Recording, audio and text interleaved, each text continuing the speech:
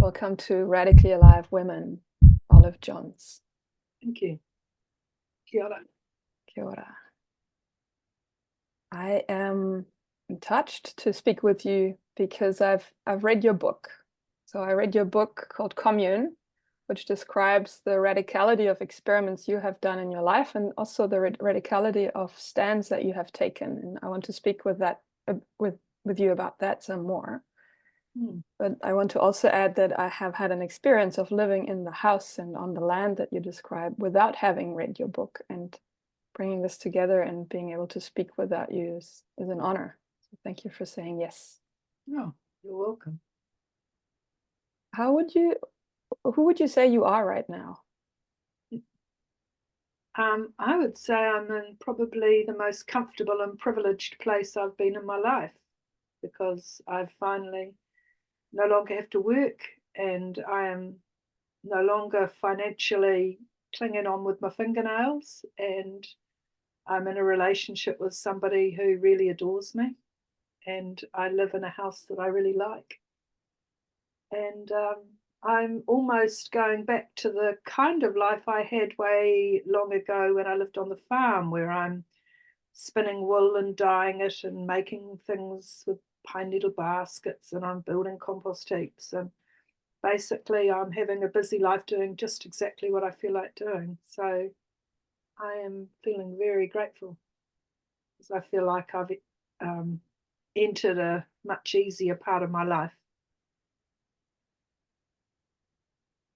Wow, I'm glad to hear that. And what I hear there is that you're basically integrating all that you have experimented into the place that you live, which I hear is Auckland. Yeah, Auckland is a city. Yes, surprise, surprise. I'd never thought I'd end up living in Auckland, but it's pretty nice because my daughter lives in Auckland too, just across the motorway in Devonport, and she is pregnant with her third child, and I'm really enjoying being a grandmother and being close to my family for the first time. So I would like to speak more about the path that has led you there. And because it is such a unique path that I think can inspire others to be bold and to take bold action and to so radically rely on themselves. So will you say something about the community that you co-created, I would say, in the late 70s, early 80s? Yeah, you want me to talk about that? Yeah, will you say something about the experiment that you did? Like, what was the experiment? Well, I kind of fell into it. I was one of those girls who thought, I have no idea what to do with my life as a school leaver. And the mid 70s in New Zealand was pretty dull and conservative. So my journey into that communal world was, excuse me, accidental, in that I just went hitchhiking to the South Island thinking I've never been there and it looks really romantic and maybe adventure will come. And that was motivated from a position of being a teenager who just sneered at pretty much what was on offer. You know, the usual conservative path through, well, university was only for the top achievers at that point, and I wasn't a top achiever because I smoked dope and smoked cigarettes with the naughty children. But everything just, it was awful. The idea that I would, you know, follow the conservative route into marriage and mortgage and children. So I went off hitchhiking, and everything, one thing led to another, and it led to this place that was a kind of like a big semi-rural squat in the middle of Nelson, 10 acres of some people doing some really radical things, which blew my mind for a young girl that was fairly unworldly at that point, didn't really know too much about life. But it excited me, and before long, I became very involved in the whole process of producing food and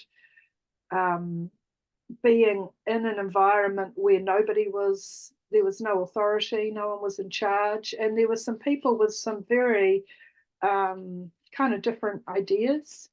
But just before we started recording, as we talked, it was a radically different world, but they're dangerous worlds. And I'm suddenly think of the fairy tales, Red Riding Hood and all that, you know, skipping into the forest, and there's always big bad wolves around. And when you're a naive young romantic girl looking for love and adventure, you can fall into a whole lot of pits and have to kind of scramble through them. And I guess I would describe my early adulthood as being very like that.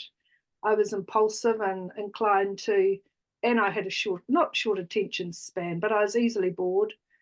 And so anything that looked like an adventure or something a little bit dangerous and exciting, I was always first into. So a lot of the things that I did as a young woman, I now think back and go, oh my God, I actually did those things. If I was my own mother back then, I would have been really worried for me, because some things were not good, you know, becoming really involved with men who had different ideas than me about what we were doing, and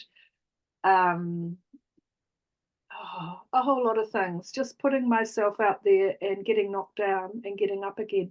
But in a way, that's part of what living in a dangerous environment is about. And we were just, as I was saying to you, I understand why people take a safe passage through life.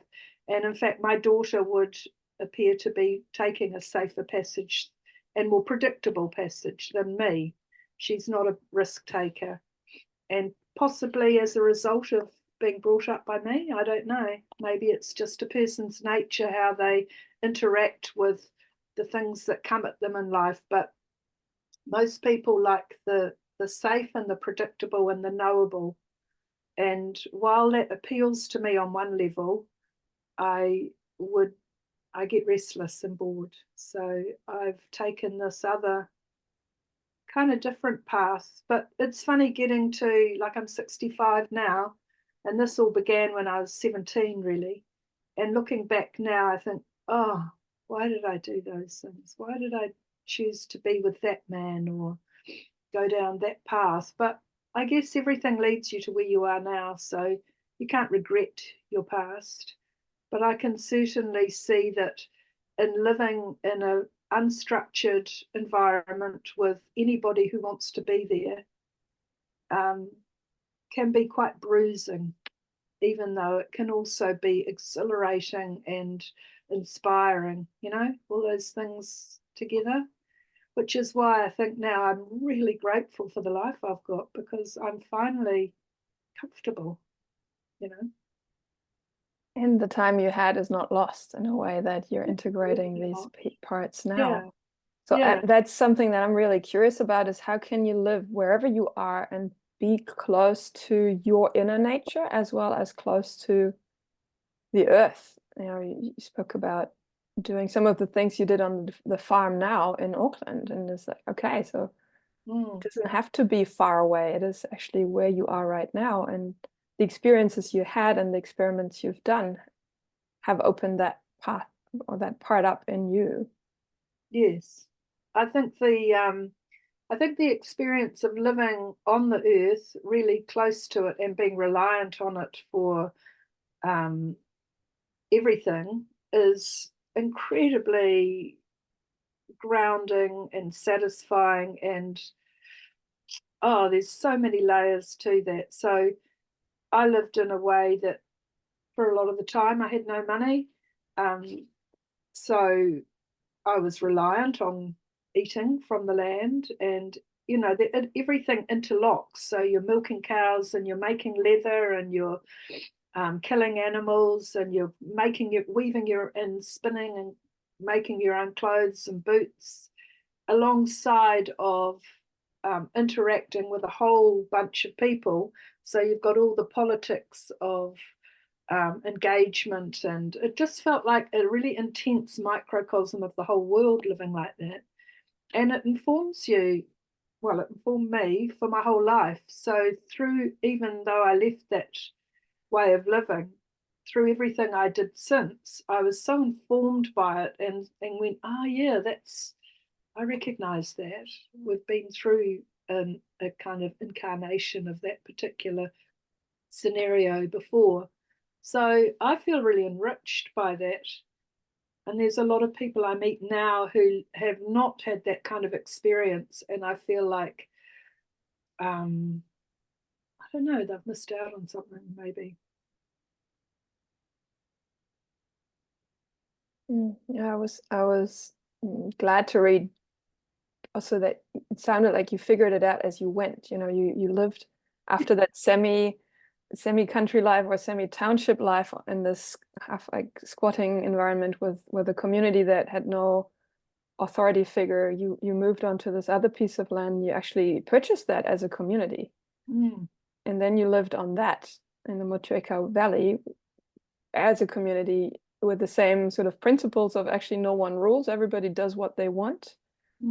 I think you called it also anarchy, yeah, in a way. Yeah, well, that whole concept of anarchy is, it's really interesting. It's been kind of twisted over time to be interchangeable with chaos, and there can be a chaotic element to anarchy, but we were very much running on this principle that everyone should be able to regulate their own life. They don't need to be regulated from without. So you're assuming that everyone's operating on a higher level and that they are thinking about how they can contribute to the whole to make it better. But the reality of that is that most people are self-interested and opportunistic. So really, there were a few of us operating on this idea that everybody is equal at all times, but in fact they're not. And that's another difficulty when you're trying to live that way. If you've got a strong personality, or if you're very involved in running something, it's very hard to constantly step aside and allow the newest person who has no experience to have as much power and control and authority as you do. And I was constantly fighting that through those years, because I was a kind of kingpin in the whole thing, and that I probably was one of the hardest workers, and I was very much into keeping a whole lot of balls in the air and making sure the fires were happening and the food was cooked and the dairy was running and the children were looked after, and people would come to me to ask me, where is this, or how shall I do that, or what should I do next? And I loved that, but at the same time that I had no authority. And I used the example of making cheese. I got really involved in cheese making, and I had a safe under the trees that had the maturing cheeses in them. And I'd go out there and someone had cut a big chunk out of an immature cheese, and I'd be outraged, and start storming around, oh, cut the wedge out of the immature cheese. And I would just get this, they're not your cheeses, they're everybody's cheeses. That was a sort of metaphor for so often what would happen. And it became an exercise in frustration while trying to hold to an ideal that we've all got our story and our voice and our position and our right to exert our own authority. And at the same time, when you feel like you're experienced and you know what's going on, it's very hard to step back and go, okay, you do it your way, when really I often wanted to be the benevolent dictator. So that's one level on, operating communally in an anarchistic environment. Then there's the dynamics of men and women. And in that kind of environment, men do take, there's an irony, because we were trying to be an alternative, but in fact, we were reproducing the same patterns and kind of class levels and behaviors that existed in the external world, probably even more so, because it was like a pioneering environment. We had no electricity to begin with. We had no power tools. We did everything by hand, right down to lighting a fire to make a cup of tea. and the men tended to gravitate towards the traditionally, you know, male bastions, like working the horses and hanging out in the yard, basically, while the women did the washing by hand in the copper and tubs for the endless nappies, and made sure the children and everybody, the people, were fed. So you got those dynamics happening that were really not very different to the world we believed we were being an alternative to. So very complicated. What it shows me is from the research I've done around community is that, or like from the context of like, radical responsibility, like that this kind of anarchical living is almost doomed to fail if there's no initiation happening, because if you don't initiate into another way of being, you'll reproduce unconsciously what you've learned your whole life, right? So then the safety mechanism kicks in and just do the same thing. And that's the one element. And the other is the distinction of guardianship versus power over, yeah, versus, yeah, I think it sounds like, as I read your book also, that you discovered guardianship, the necessity of guardianship over the years, especially. What do you mean by guardianship? Yeah, that you know, if you, for example, with the cheese, if you have a cheese and you make a cheese and it is for everyone, and while it's maturing, it's not to be eaten, you need to guard the cheese so that it can become a mature cheese. And that is then your role as the person making the cheese and having the process under her wings. That is a guardianship, and that it might require fierce sword of outrage also. It's like, don't touch the cheese until it's mature. I will let you know when it's mature. So that would be a guardianship, or the kind of guardianship that you also took on later for the trust, becoming a trustee and saying, okay, this land is not actually for everyone to just come and help themselves. There needs to be an exchange, that there needs to be something else happening than just this child level responsibility of, I go, I take what I want, I don't care the messes that I leave, I just go and come as I want. Well, that's right. It requires, so for anarchy, if you want, it's not really the word I want to use, but for that whole very open, embracing system to work, it really depends on a level of emotional maturity and a willingness to drop your ego, and a whole lot of things that generally aren't present when you've got an open door, because you've got a lot of people who are seeking something that they're not able to find elsewhere or by themselves. And so they're operating on a whole range of levels. And let me just stop that. It's quiet in my phone. So what was I saying?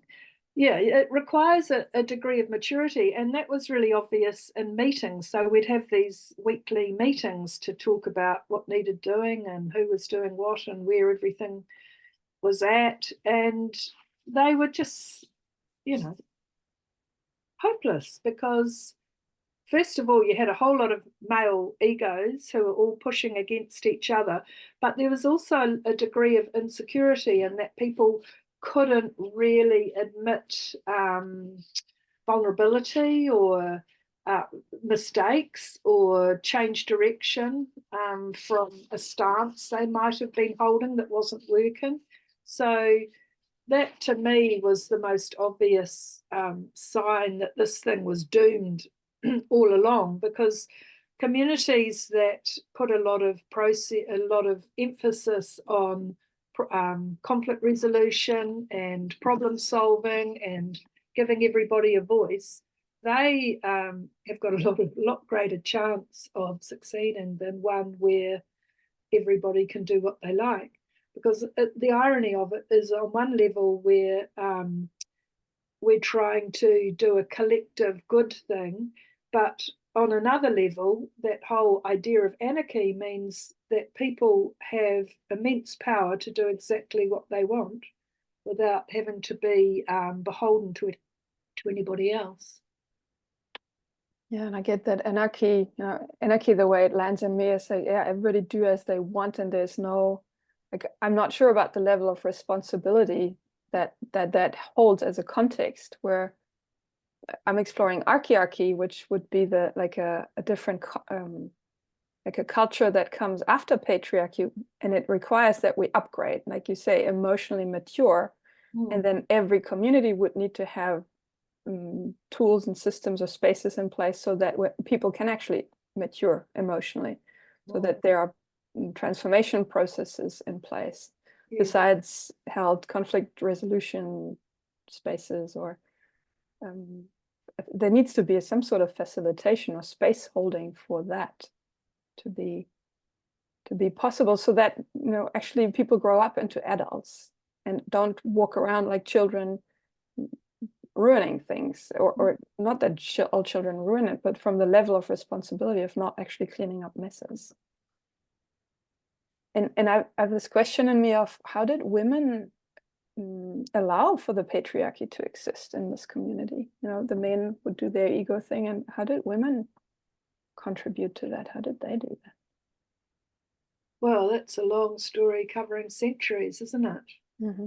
Because ultimately the women bear the children, and that places them on the hearth, and that puts their emphasis on the really critical things of keeping people fed and warm and dry.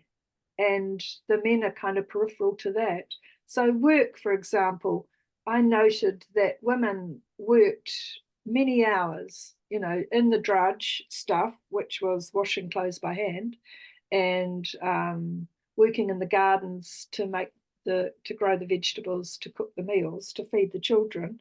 And that took a lot of hours. Same with processing milk in the dairy. I described that whole thing, which I love doing, but it was 4 hours a day, hard, solid work, 4 hours processing milk into milk products. And yet the men's work, as it, the way the division of labor fell, was haphazard. So they might spend a day working hard cultivating a field, but the next 4 days they wouldn't have to do anything, or they might not do anything, or you'd bring in the hay and then you'd sit about for a long time enjoying it. And that's a whole different way that labor works in subsistence living. So women tend to just toil away, and there's nothing really to show. Once the meal's eaten, that's it. Whereas if you bring in a load of hay or cultivate a field, everyone can go, whoa, look at that hay that those guys brought in, or, look at that field that's ready for a crop. And that's what I discovered when I built my house. Everyone complimented me on it and went, wow, look at that. And I could stand back at the end of the day and see this big sculpture that I was creating. And I thought, this isn't harder or more work than processing milk or growing vegetables or, looking after cows. It's just different. But I think men have had, because of the fact that they create monoliths, whether it's buildings or sheds full of hay, you look at it and go, look what he did. Whereas you look at what women do and you can't really see it because we've eaten it or we've slept under it, or, it's much more invisible work. And there's a whole endless kind of discussion you can have about how men have ended up in a dominant position, and yet actually they can't be there without the women and what they're doing.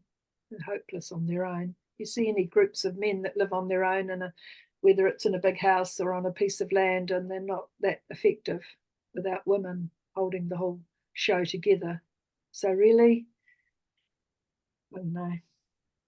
Well, it speaks to something that I've noticed too about the invisibility of what women do. And my question there is, how can I, as a woman, make visible the value that I bring? To also, not in a competitive way, but to honor it for myself first, because I can go at the end of the day and go like, oh, what did I do? Like, I didn't do anything, because it's not so visible.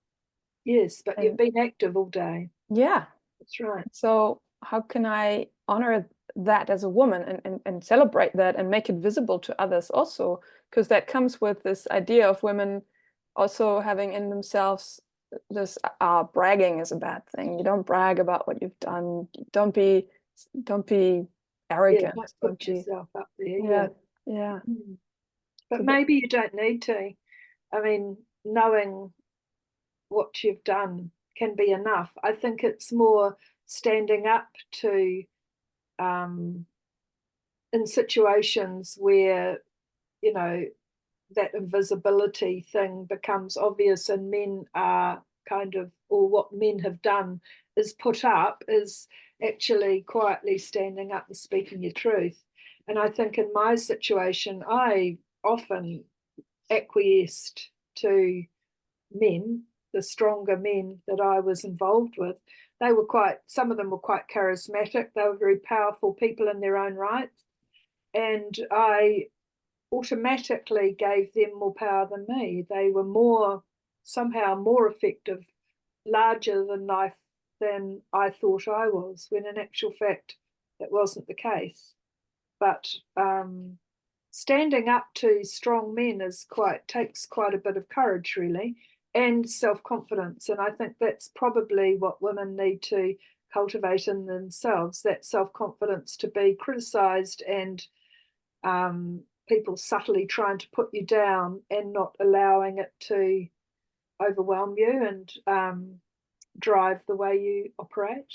I think that was probably my not downfall, but certainly something I struggled with, because I never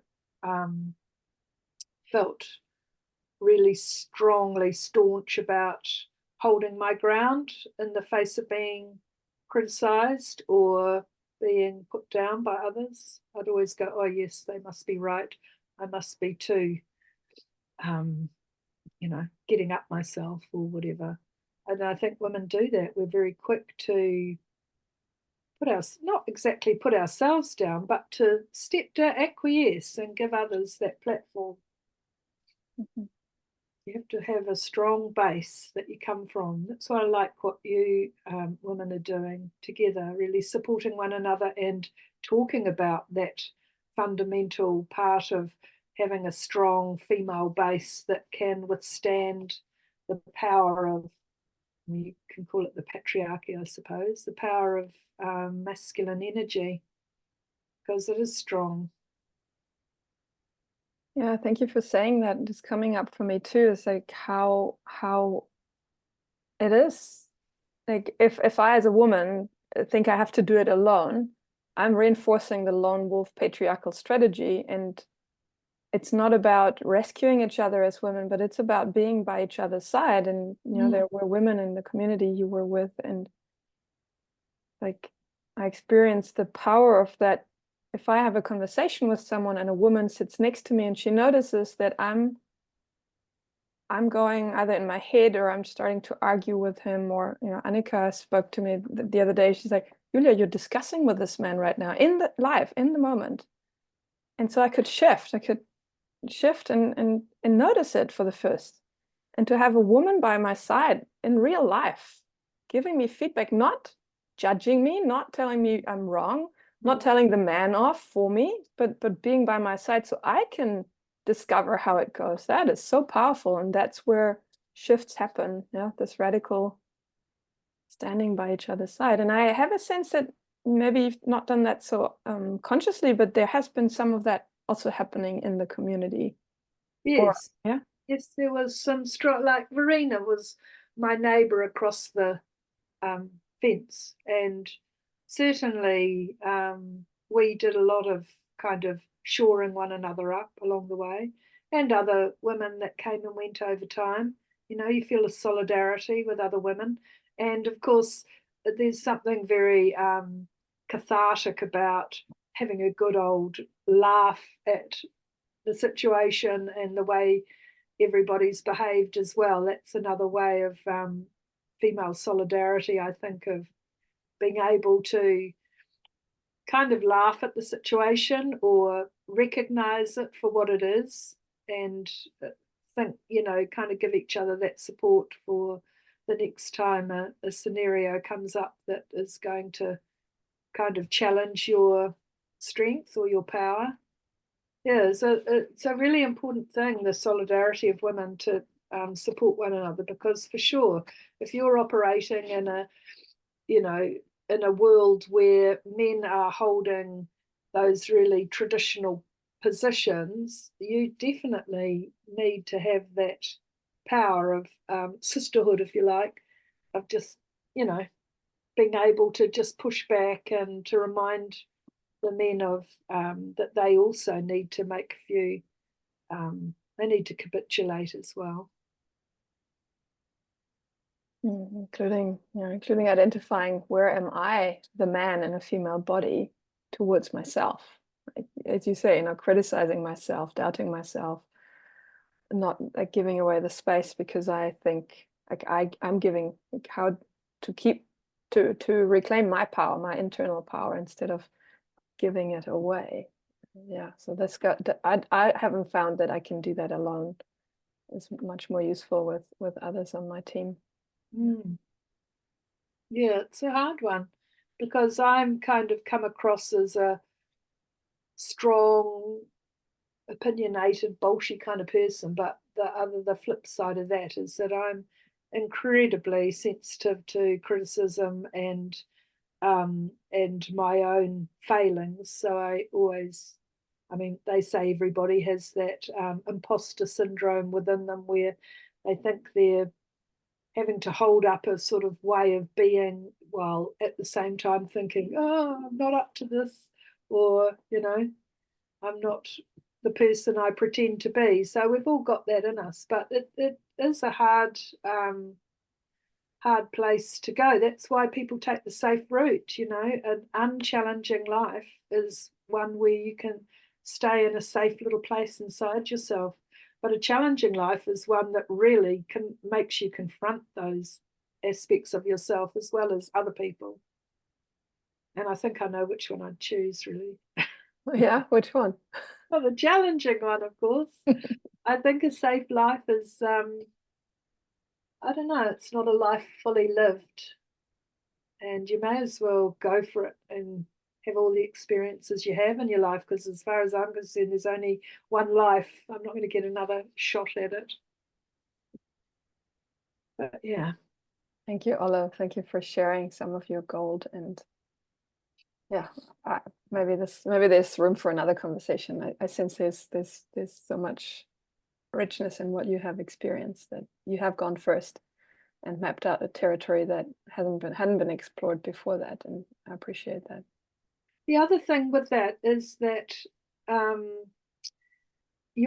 where you're born, when you're born, and the time you're born into has such a powerful influence over, you know, who you are and how you see the world. And I see your generation that's come after ours as having the luxury or the benefit of having seen what's gone before. I mean, I don't know who your parents are, but I have lived a very different life from my parents. My daughter's had an incredibly varied childhood growing up in the world I created for her to grow up in, and she's informed by that. And I think each generation is so much more switched on. Well, a portion of each generation, should I say, is more switched on and informed by what went before. Like your generation went buy a piece of land and do what we did, the way we did it. You do it in a completely different way because you are so much more informed. And I think in my generation, we were driven by naivety and a lack of knowledge and a lack of access to information. So we made it up as we went along.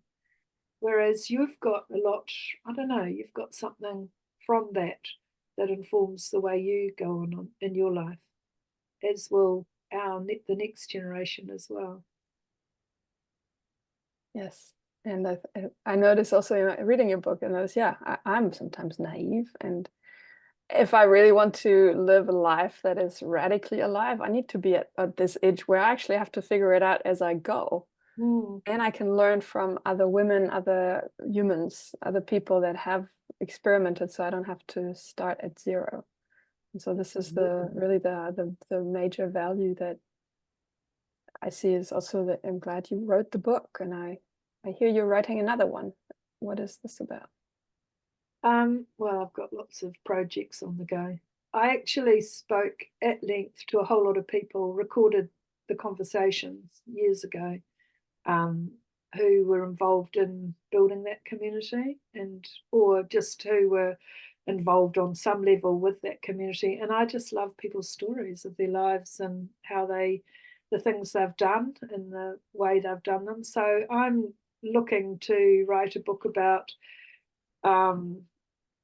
people who have done something quite extreme in their lives and just who they are and why they've done it and how they've done it. And I know a few women who I really admire who are incredible Amazons, really, and that they've set out to do incredible things. And I just love that. I love to catch their voices. So maybe it will be a book about people who have done some pretty extreme things. Don't know. I would like to play with those narratives because I recorded them and transcribed them, and they're burning a hole in a box behind me there. And I'd really like to shape that into a good book. Yay. Oh, thank you, Olive, for this part. Welcome.